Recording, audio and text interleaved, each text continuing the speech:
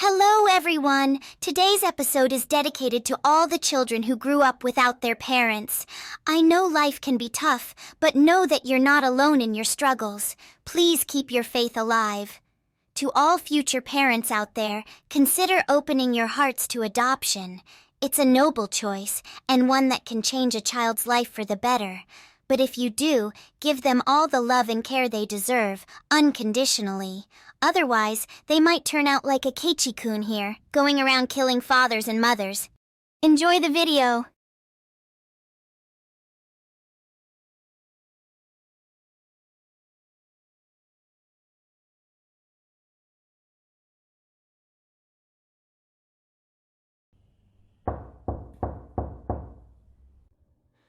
Hey, Trinity. It's, Neo. Are you in there? Nah, I'm not. You may be aware that Haru-san has invited me to a charity event hosted by her father. It has come to my attention that the casino owner you've been planning to deceive will be one of the guests. Do you think this would be a good opportunity for us to gather some intel?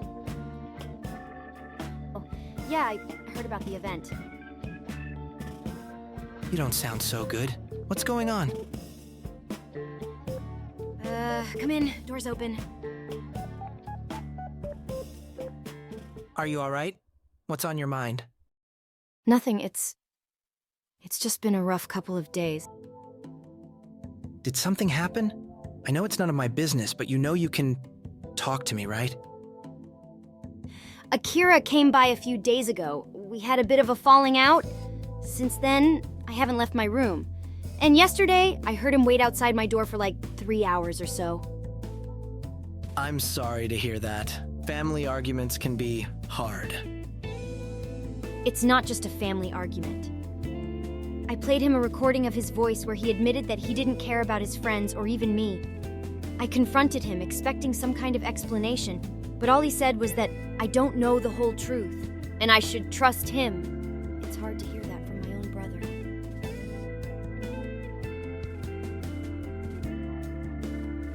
You eavesdropped that conversation in the bathhouse lockers? I can see why that would hurt. You should take it with a grain of salt, though. People sometimes say things they don't mean when they're under stress. And altering reality like Maruki did can have unintended consequences on people's behavior. Maybe, but that doesn't excuse it. Especially when, as I understand it, he agreed to this Matrix thing and kept it secret. You're right, it doesn't. But it's also true that you don't have the whole picture. I can't give you the answers you're looking for, Futaba, but I can tell you that I've seen firsthand the impact that Maruki's reality has had on people. And it's not all it's cracked up to be. Easy for you to say. You're just as deceitful as he is.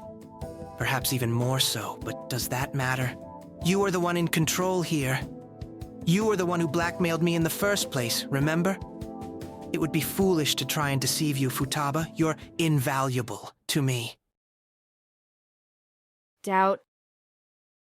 Don't worry, I won't back out of our deal. Neither will I. And I'm sure that given time, Akira will come to his senses too. In the meantime, I really do feel like crap. You care about him. Even when he's wrong, you don't want to hurt him. It's complicated. If you're not up to it, we can put the casino heist on hold. There are other priorities right now. Yeah, maybe we should. I need some time to figure things out. I thought I was helping, but I just made things worse. You can't control other people's reactions. What you can control is how you respond to them. Thanks, you're right. By the way, there's a beach outing planned for next week. Anne, Shiho, Akira, and I will be there. Do you think you'd like to join us? I'm not sure. I appreciate the invitation, but I don't know if I'll be in the right headspace. I get it. It might be a good opportunity, though. Not just to relax, but to observe and maybe even get some clarity. Seeing Akira outside of the current chaos could offer you a different perspective. It's your call. Maybe you're right, but I can't promise anything. No pressure. Just know the option is there if you want it. I'll think about it. By the way, you might want to check on Inari too. It seems like your little stunt at the dinner you had at his house last time took a toll on him. Inari? Who's that? Oh, right. Yusuke. Ah, I see. Anything I should know that might be useful? Well, he's been avoiding his master, and he hasn't said much. He's been to LeBlanc a few times, checking on that woman in the painting his mother did. Overall, I think it's best if you talk to him directly. Understood. I'll see what I can do. And regarding our future expedition, have you managed to find a time when Sakura-san would let you and your mother stay at my place? Yeah, don't worry about that. I've been helping my mom a lot with her research lately, so we'll just tell Sojiro that I'm sleeping at her lab. It wouldn't be the first time. Just let us know when you're ready on your end. I won't lie, I'm eager to see if it works. I'm waiting for some additional equipment. It shouldn't be much longer now, though. I'll keep you posted. All right, Neo. Oh, did you catch yesterday's episode of Featherman? It was... wow! Of course I saw it. As if I'd miss an episode. So, any thoughts on that explosion at the Andromeda station at the end? Got a theory? I've got a whole list of theories, but the question is, who do you think is behind it? Given the subtle hints dropped in the previous episodes, I'd say it's a diversion created by the Nebula Phantom. He's been lurking in the station for a while, and this could be his big move to divert the Warriors' attention. Oh, interesting. But what about the encrypted signal that Yellow Owl detected? That's not really the Nebula Phantom style. But they're the only party with a motive, the technology, and the resources to pull it off. That being said, maybe there's a hidden foe we haven't met yet. Remember the mysterious figure we saw in the shadows last week? I have a feeling they're involved somehow. We don't know anything about them, and they wear a black mask. They have to be the true mastermind, right? It's hard to say for sure. Why would the mastermind go on the field himself? If I were the true mastermind, I wouldn't trust anyone and I'd get my hands dirty myself, don't you think? That's an intriguing perspective. You may be onto something, you know? I can understand why someone might choose to operate that way. Just you wait. It's him, I'm sure of it. Damn, you've got to come with me next time I go window shopping in Akihabara.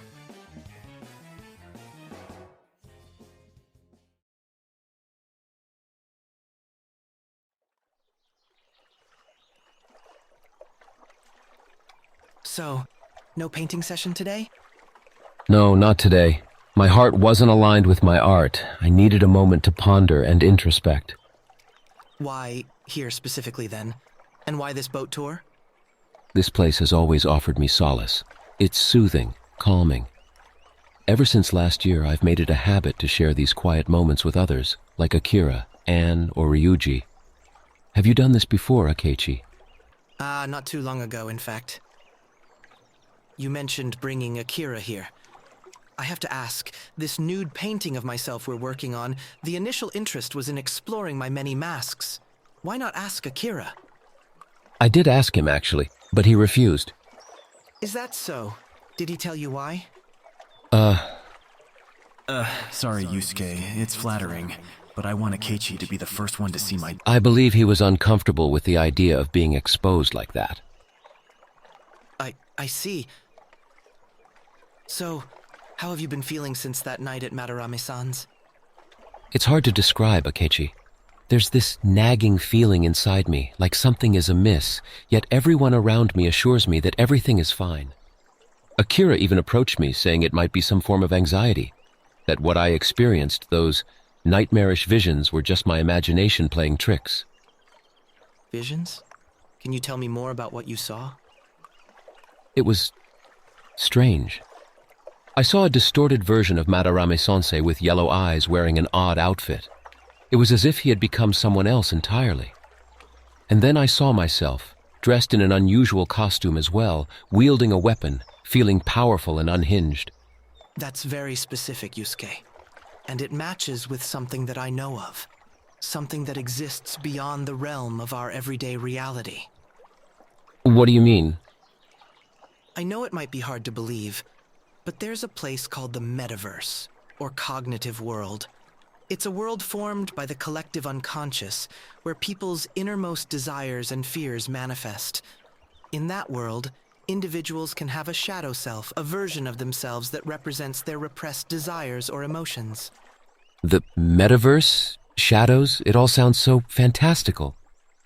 I know it's a lot to take in, but what you experienced aligns with the events that transpire in the metaverse. The distorted Mataram you saw was likely his shadow self. How did you feel when you saw this vision? I see. Then Madarama-sensei's shadow was there, taunting me, calling me a fool. The room was filled with replicas of my mother's self-portrait, all with accusing eyes. I felt anguished, confused, even betrayed. These images, coupled with Mataram's confession, felt too real. But it can't be true. It can, and I believe it is, Yusuke.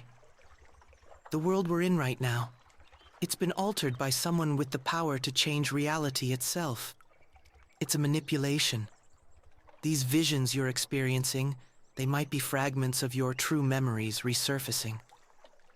But why would Akira, of all people, tell me otherwise? I've always trusted him, and he's never lied to me. How can you be so certain of your interpretation of my odd experience? Akira, He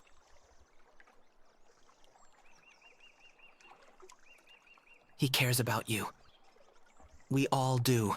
But sometimes, even those closest to us can unintentionally cloud our judgment, especially when they believe it's for our own good. Akira has been a pillar of support for me. He's never led me astray. Why would he misguide me now? Everyone in this reality is trying to protect what they perceive as happiness. Sometimes that means keeping certain truths hidden. They might genuinely believe that what they're doing is for the best. I understand, yet I am overwhelmed with questions and doubts. What is real? What is an illusion? Are we truly having this conversation right now? Or will it slip away from my mind? If what you say is true and we live in a crafted reality, what exactly was changed for me or for our friends? You said our happiness might be artificial, but I wouldn't have believed such implications were possible. I know this is difficult, Yusuke. The idea that everything you thought was real might be an illusion would be a hard pill to swallow for anyone. Let me ask you, how did you become friends with the others? You're not from the same school, are you? No, I'm not. I approached Anne Takamaki on the streets one day. I saw in her a vision of true beauty, and I asked her if I could paint her. She was gracious enough to agree and introduced me to her friends, Akira, Morgana, and Ryuji. Yusuke, I'm sorry to say this, but that's not how it happened. That story, as you recall it, is a distortion of the true events. What? What do you mean? What really happened then? In the true reality, you became friends with the others because you were part of the Phantom Thieves. The Phantom? What? Yes, the Phantom Thieves of Hearts. You and the others worked together to change the hearts of corrupt adults and make the world a better place. Madarame was one of those adults. That's how you truly became friends. The bond you share is real, but the circumstances in which it was created, those have been altered in this reality. That sounds like something out of a fantastical tale. And you say Madarame-sensei was one of the people we exposed? Yes, that's right. Your mentor had been exploiting his students for years, plagiarizing their work and presenting it as his own. More importantly, he also abused his students, not giving them proper care and taking advantage of their precarious situation. You confronted him about it, and he confessed everything. It was thanks to you that he stopped. I don't know what to believe, Akechi. The memories I have of my time with my friends, with my sensei, are so vivid, so real. How can I trust what you're saying? Why are you the only person not questioning my sanity or lack thereof? All I'm asking is that you consider the possibility. In the true reality, you're not just an artist, you're a hero who fought for justice and made a real difference in people's lives. Don't you think you deserve to know the truth about yourself? What you're telling me, Akechi, it sounds just as unbelievable as the idea that we're living in a false reality itself. Madarame, my sensei, has played such a positive role in my life. I don't want to lose the love and guidance he has given me. If we were part of these phantom thieves, if we really changed Madarame's heart, if I found solace among these heroes, then why is it that my greatest desire wasn't to continue on this heroic path with my friends? Why would I wish for anything else? You wanted to be loved and accepted by your mentor, and that's a natural and powerful feeling. But you also wanted to stand up against injustice and do what was right. Maruki basically chose in your stead what would make you happier, diminishing your complexity and erasing your struggles, your lessons. Maruki? But if my actions with the Phantom Thieves were righteous, why wouldn't that be my first choice? Why would I choose a world where my artistry takes center stage over my sense of justice?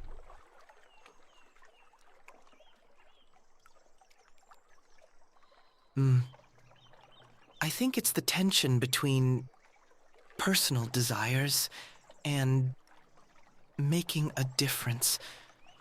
Perhaps deep down you felt that the love and validation from someone who was so integral to your life was more important than the path of a hero. It would make me a selfish fool. No, Yusuke, I don't think so. I want you to know that when faced with the choice of embracing or resisting Maruki's reality, you chose to fight it. You, along with the rest of the Phantom Thieves, made the difficult decision to reject Maruki's offer because you valued the authenticity of the real world despite the pain. Unfortunately, we did not succeed in defeating Maruki at that time because Akira, as the leader, eventually decided that Maruki's vision was better for everyone. Even so, it doesn't change the choice you made. That is a noble and courageous decision, and it speaks volumes about the kind of person you are. I can't remember any of this, K-Keii. I can't grasp. How am I supposed to process this? Madarame-sensei, the thieves, even Akira's decision, none of it makes much sense to me. It feels like there's a veil shrouding my mind, preventing me from accessing the truth. Can this be undone? Is it possible to break free? What should I do? Rest assured, Yusuke, I'm working on it. Soon enough, you'll be able to see the world as it truly is. I won't give up on you, I promise. And how exactly do you plan on accomplishing that? You'll see. For now, it's best that you don't know the details. Trust me, it's for the better. Do you remember when I showed you this pendant, K-Keii? Was it from Madarame-san? It was. When I was much younger, not long after my mother passed away, I made a simple drawing. It was of a sunflower, one that my mother had always loved. Madarame-sensei took an interest in that drawing, saying it held real potential. As a gift for my hard work, he gave me this pendant.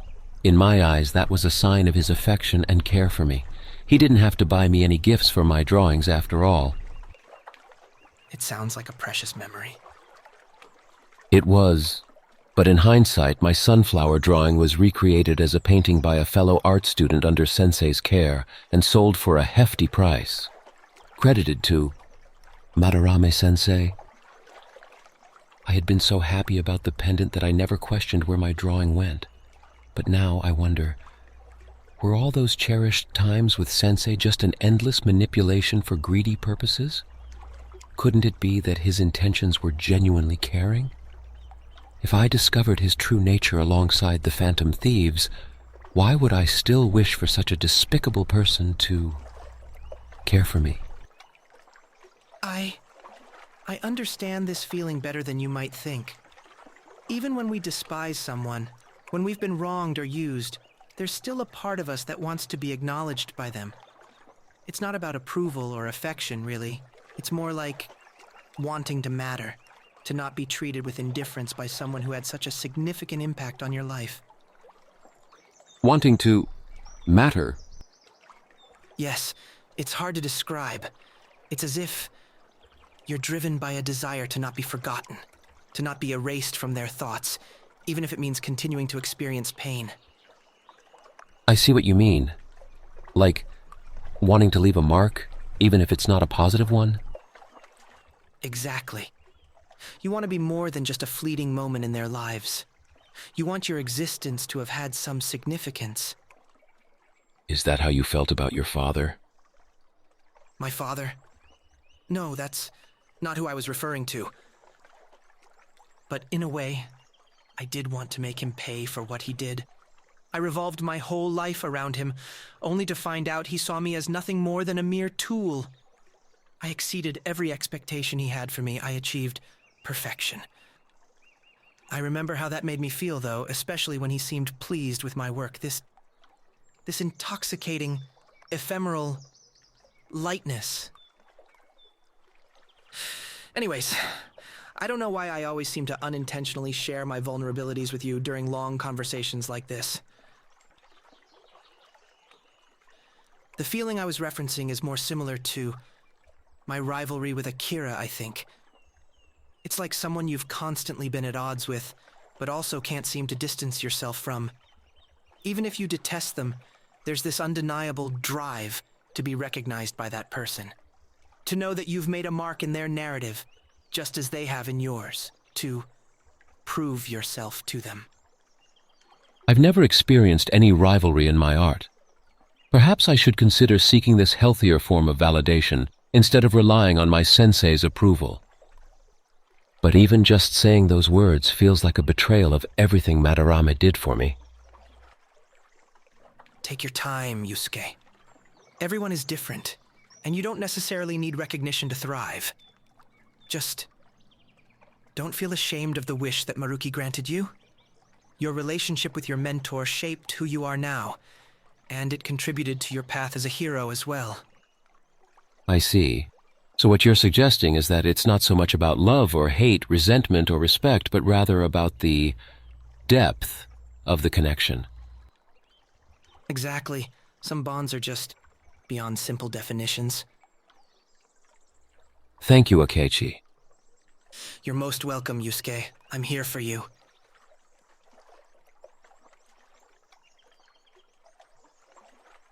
You know, Inokashira Pond has a stillness about it, much like the silence after a profound conversation. I think I'd like to capture this moment, the stillness amidst the ripples of our dialogue. Art truly is your sanctuary, isn't it? Yes, it's where I find clarity amidst chaos. But conversations like ours, they give the chaos meaning and context. I'll need some time to reflect on everything we discussed. Do you mind if I watch you draw? Not at all, K-Keii.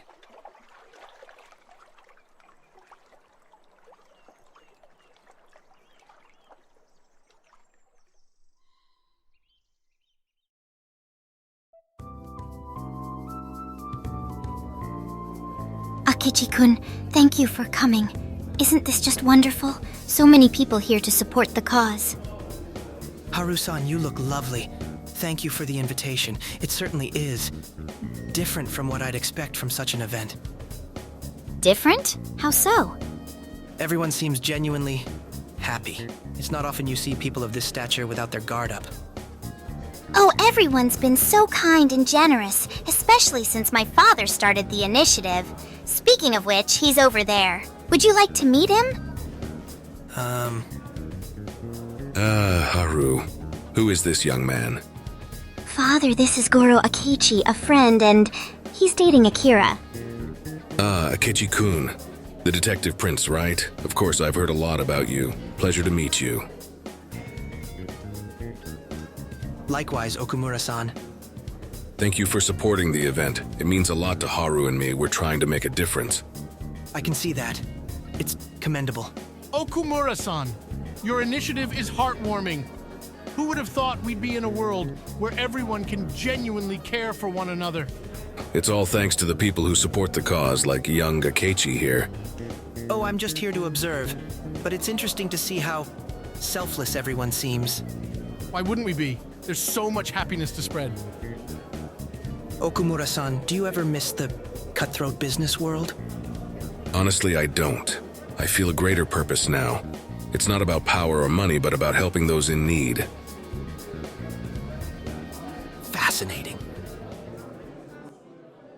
Ladies and gentlemen, thank you for joining us this evening for such an essential cause.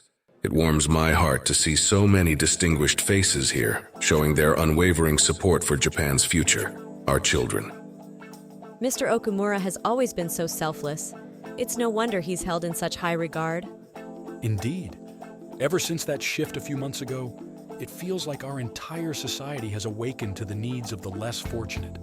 In recent months, we've witnessed a remarkable transformation.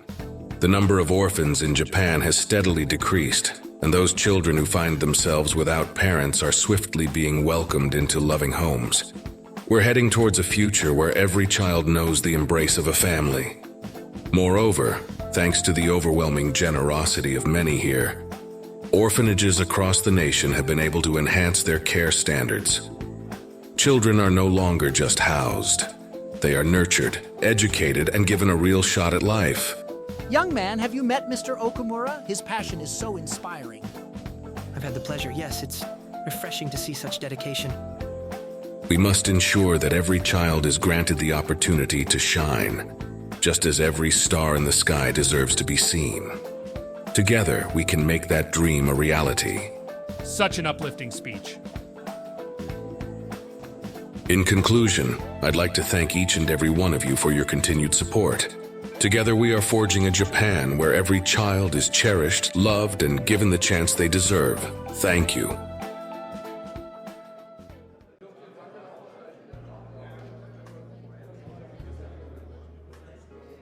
Well, look who it is. The prodigal detective assistant.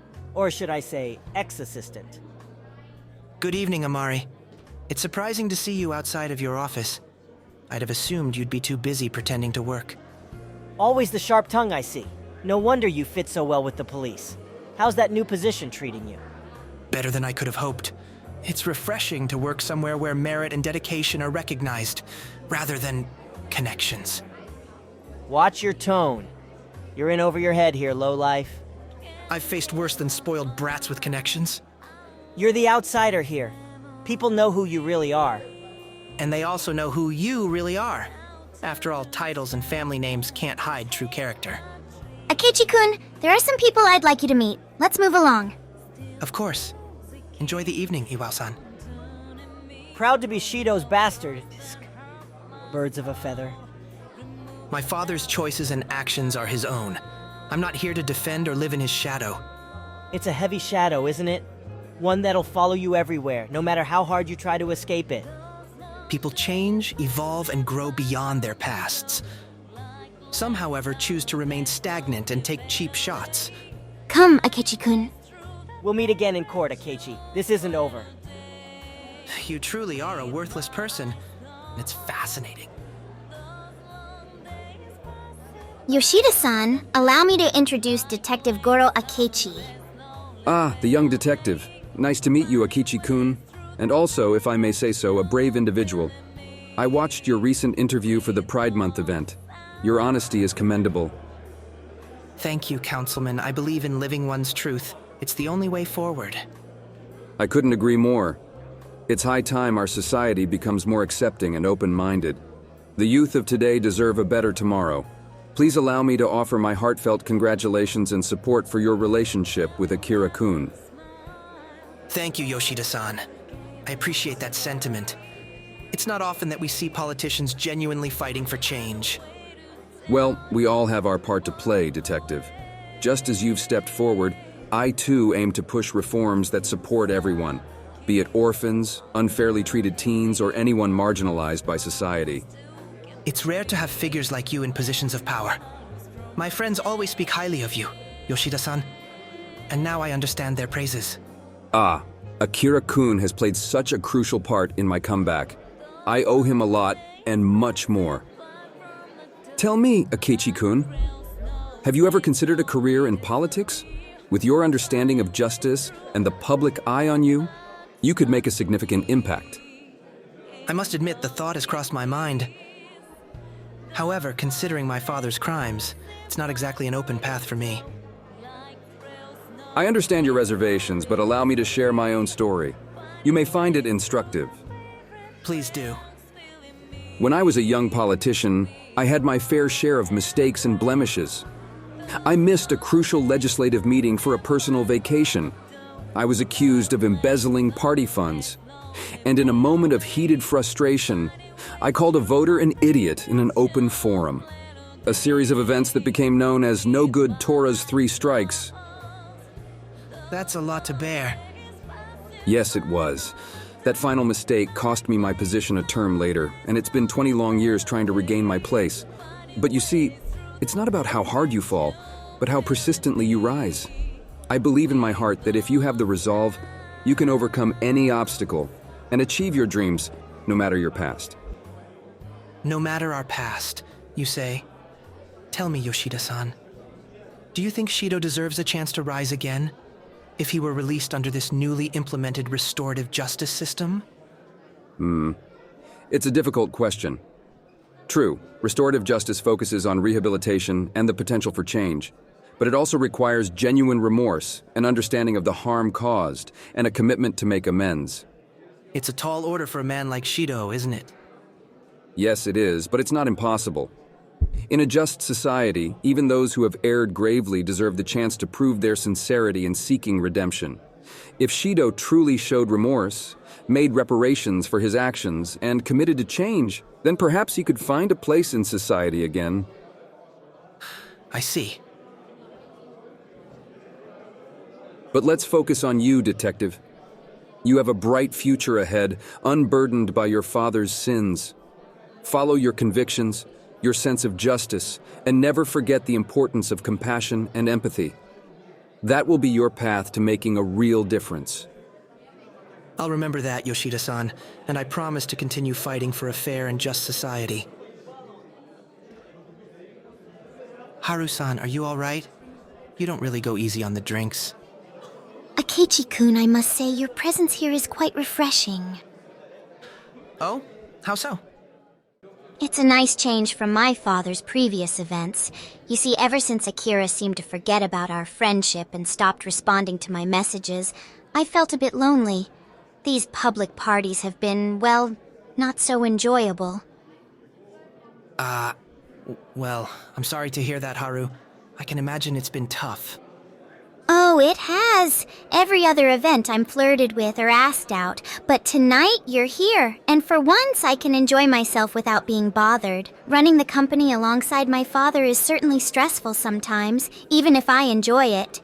The issue isn't so much the work itself, but rather the entertainment side of things. You wouldn't believe how tiring it can get. Futaba, Makoto, and I talked about this recently during a girls' outing, and it seems we all feel the same. Everything seems different, yet everything feels the same. I remember a few months ago, we all went to that amusement park, and you were there too. I was genuinely happy during those rides. Since then, every day has somehow felt the same, even if it's not. Does that make any sense? It's like I'm stuck in some kind of never-ending loop of events that are just ever so slightly different from each other. But at the end of the day, it still feels the same.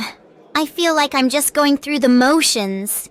It's like every smile, every word of congratulations, every toast, it's all rehearsed. It's all scripted.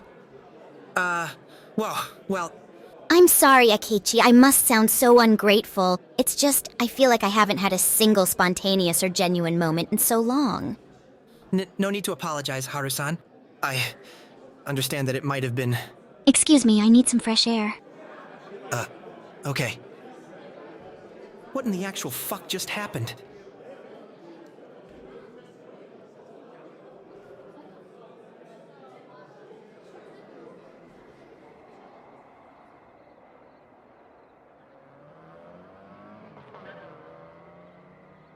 Smoking, Haru-san?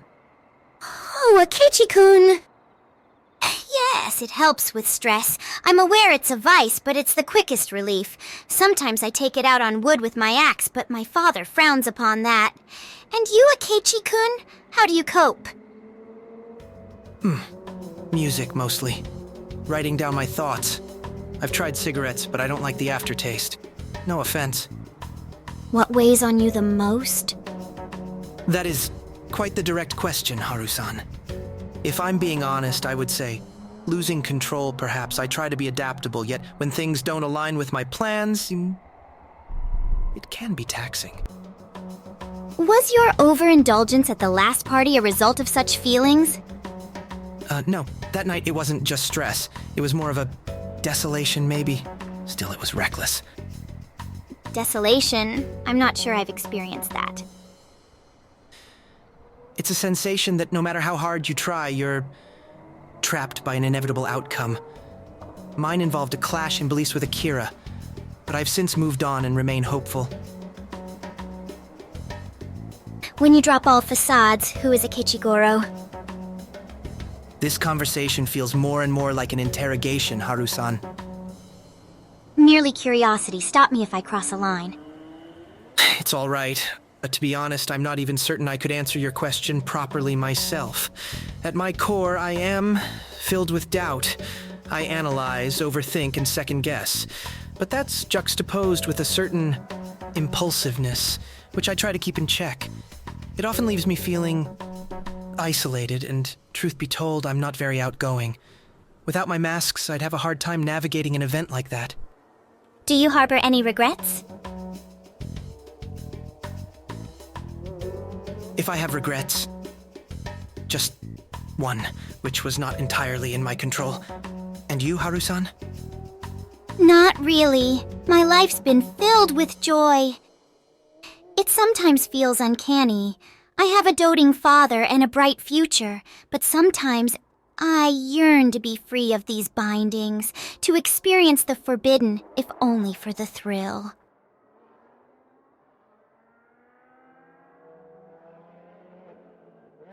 Haru-san, I am sorry. I'm not the person you believe me to be.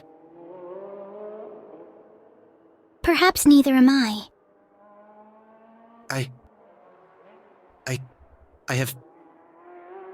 I've taken lives, Haru-san.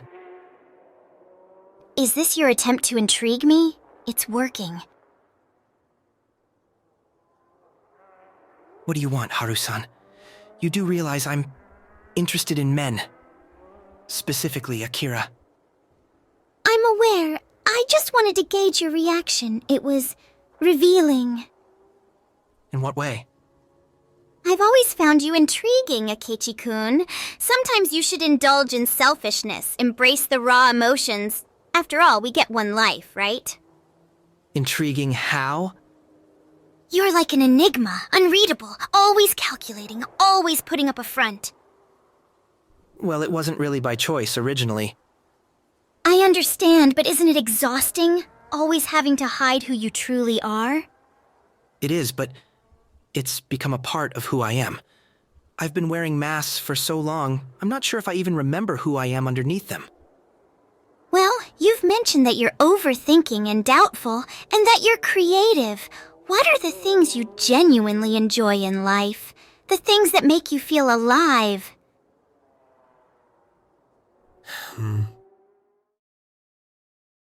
Hereward!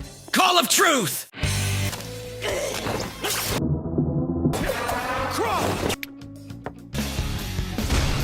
Fuck you. I'm so proud of you. I suppose if I had to boil it down, I enjoy the thrills, in a manner of speaking. Thrills? Yes, the intensity of a moment, the rush of adrenaline, the unpredictability of it all. It's one of the few things that make me feel alive. And yet, you see the paradox. Those moments are also when I fear myself the most. You know, Akechi-kun, I would like to ask your opinion on something. Have you ever wondered what people would be like if they were truly free, if they had no societal chains holding them back? In my experience, when you strip away the restraints, people reveal their truest selves. And it's not always pretty. Do you mean they'd act on their darkest desires? Exactly.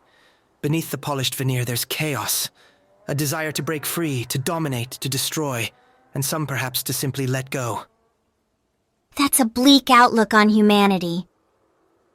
It's not just a perspective, it's what I've observed. Given the chance, many would embrace that chaos, maybe even enjoy it. Where does that come from? You were not born with it.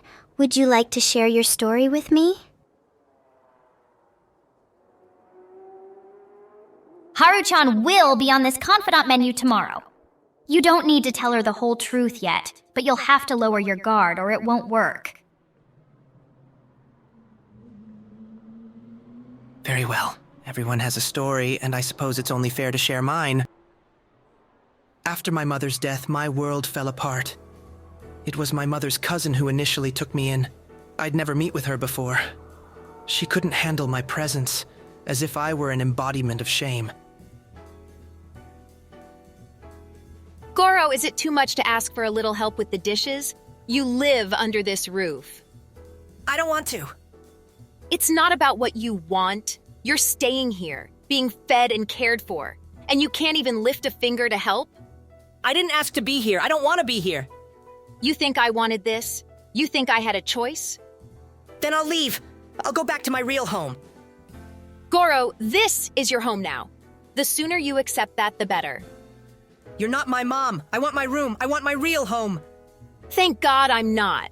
At least I wouldn't dump a child onto strangers because of my own mistakes.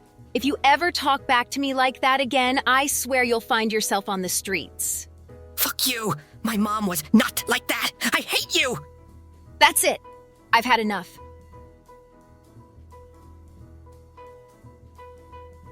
After a heated argument, I was thrust into the streets. Days stretched into a week before a stranger pitied me enough to give me shelter, but it was a temporary reprieve. I spent the next months being shuffled around from one foster home to another, and from orphanages back to foster homes. Each time it was the same story. They'd give up on me, unable to deal with my perceived oddities. Twice, it was me who chose to run away. There were people who didn't want a child, but a puppet. An object to manipulate and use for their twisted pleasure or to vent their frustrations, all vices hidden behind the facade of respectability. When I voiced the issue at the orphanage the first time, I was met with more frustration. Who would believe a troubled orphan over seemingly upright citizens? They said I was stubborn, that I was clinging to the memory of my mother and refusing to accept any other parental figure. It was because of those experiences that before Akira, I couldn't bear any form of physical contact. The mere touch of another person's hand would send shivers down my spine, and around the same time I started wearing covering clothes. Anyways, I shouldn't dwell on that now. Where was I? Right, so I tried to fit in, but my efforts were in vain. Months stretched to years, and I wasn't able to make any friends either. I was perpetually bullied at school for trivial things, such as my long hair. No one seemed to enjoy the company of an introverted and irritable boy like me. At the age of 11, I was adopted by a wealthy family who had it all, except children of their own. They appeared kind-hearted and well-meaning at first. They gave me the name K-Keii, a last name to call my own, but I could feel the ever-growing void in their eyes every time they looked at me. My adopted parents couldn't accept my quirks, the manifestations of my pain, who never diminished. Soon I realized that their love came with strings attached. Despite the countless interventions and therapies they tried, I still didn't fit into their mold of a perfect child. I could feel their disappointment, like a leaden weight on my shoulders, a constant reminder that I should not belong anywhere in the first place. Eventually, they adopted another girl, and she quickly took over the role of their beloved child. Despite their clear favoritism, they kept me around, and I did my best to behave and be as inconspicuous as possible. They didn't love me, but they provided me with a stable life until I was old enough to be on my own. Goro, how many times have I told you to stay out of the way? Can't you see adults are busy? I'm sorry, sir. I'm looking for my English dictionary. Have you seen it? No, I haven't. Can't you take care of the things we buy for you? I do take care of it, sir. I think Akiko hid it to mess with me. Ooh, accusing others for your own carelessness, that just keeps getting better. You know, you should be grateful. Not many would take in someone else's discarded baggage. You'll need to do better than that, Goro. I'm grateful, I promise. Then show it. Pay attention and take responsibilities for your stuff and for your general behavior. Grow up. Yes, sir. Look, we're doing our best here. The least you can do is try to fit in and stop brooding all day. It's wearisome. I understand. Show me a smile, Goro. Good boy. I have them to thank for the image I carefully constructed for myself. I learned to hide my true self and wear the mask they wanted to see. I used their resources to further my skills, becoming an expert at fitting in and manipulating situations to my advantage. As such, the cruelest irony of it all was that the man who destroyed my life in the first place was also the first human being to acknowledge me. Shido was the first person who really saw me, albeit for his own selfish purposes. After years of being made to feel worthless, his acknowledgement felt like a beacon of hope. The hope to become someone and shine in the darkness of my life. And voila, the tragic backstory of the second coming of the detective prince. Sounds like a perfect excuse for all my misdeeds, doesn't it?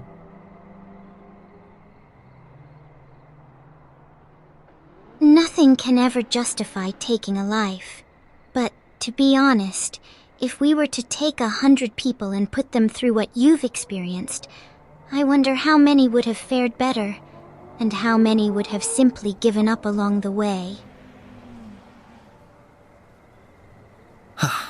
There exists at least one infuriating individual who would have gone through it better than I did.